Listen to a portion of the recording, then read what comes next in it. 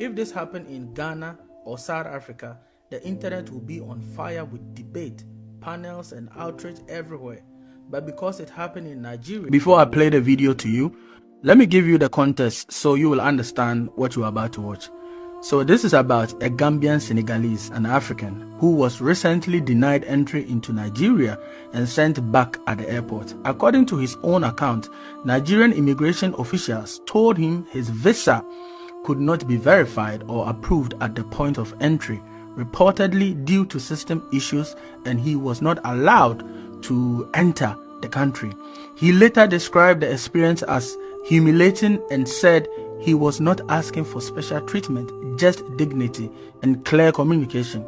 So this video is not rumor or exaggeration. It is his first-hand account of what happened to him at the airport, and that is what you are about to see.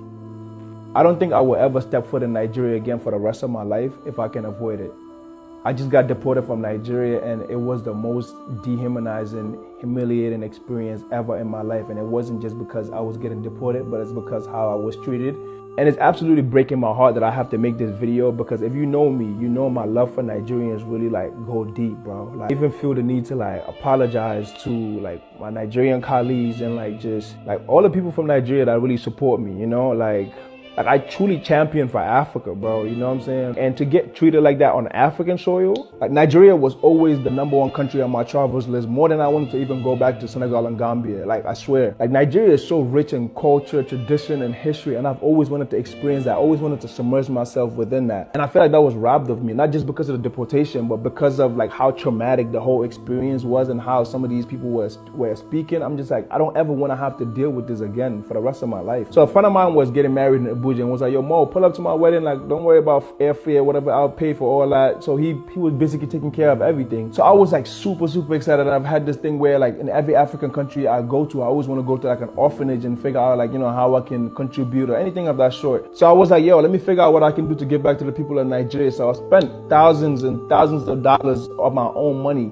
and just was already making connections with people that are out there on the grounds and figuring out how to get the fundraiser going and everything. And I feel also just the way that charity is done in Africa it can be very dehumanizing, and I just want to change how that is done in a sense. As I got to the airport, they were asking me what's my visa, and I'm like, oh, the person that invited me took care of it. But it's because the system in Nigeria was down. They didn't get any update or anything of that sort, so I had to make an application at the airport, and I got the confirmation that the application was submitted. So I thought that once I get to Nigeria, I would get the approval letter, or at least there's something that I can figure out there. But that wasn't the case. I got to Nigeria and they were like, oh, your visa's still not approved, but the system is down, we can't even check it. And they took me to an office, and I was talking to this one guy, and his shift ended and he left, and I was there by myself. Legit, nobody was giving me information, nothing. I was hungry, thirsty, nothing, bro. I even got outside one time trying to speak to somebody, and the guy legit ignored me to the point where somebody had to look at him and be like, yo, respond to him. And he was like, what do you want? He was like, just go back over there. I'm just that was so disrespectful. I was legit just trying to get an update on what was happening. And this is exactly why this page exists. This page stands for fair treatment, accountability, and honest conversation about Africa without bias or selective outrage. If this happened in Ghana or South Africa, the internet will be on fire with debate, panels, and outrage everywhere. But because it happened in Nigeria, the conversation is almost silent. That's the hypocrisy. Some African countries are held to the spotlight, while others escape scrutiny for the same actions. I am here to question power, highlight inconsistency, and educate through fact, not hate. This is about African unity, dignity, and knowing our rights, especially under agreements like ECOWAS that are supposed to protect us. So let's talk. Do you see this as xenophobia, or is just being ignored because it is Nigeria? Drop your thoughts in the comment, like the video, share it, and follow for more African-focused conversations.